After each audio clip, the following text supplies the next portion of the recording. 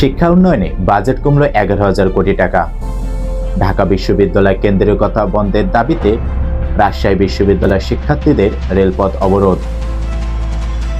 রাজধানী সহ সারা দেশে ভূমিকম্প।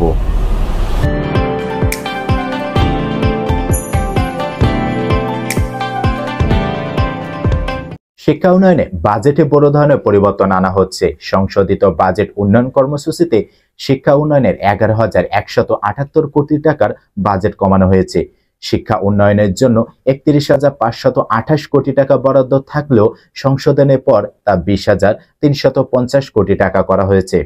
দেশের সার্বিক উন্নয়নের জন্য শিক্ষা খাতে বাজেট বরাদ্দর কথা বেশি থাকলেও প্রতিবারের ন্যায় এবারও বাজেট কমানো হয়েছে।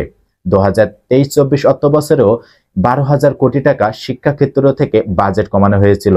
সেই একই সাথে দেশের মোট বাজেটের সবচেয়ে কম খরচ করা 10টি দেশের তালিকায়ও বাংলাদেশ স্থান করে নিয়েছে।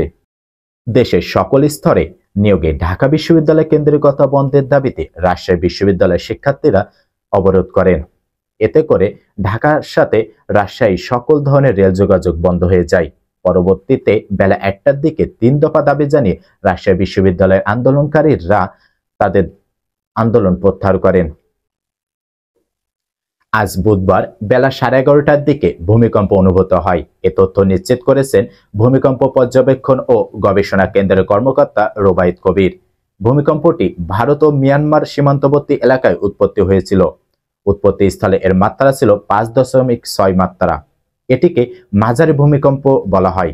তবে বাংলাদেশে এখনো পর্যন্ত কোনো রকম ক্ষয়ক্ষতির তথ্য পাওয়া যায়নি।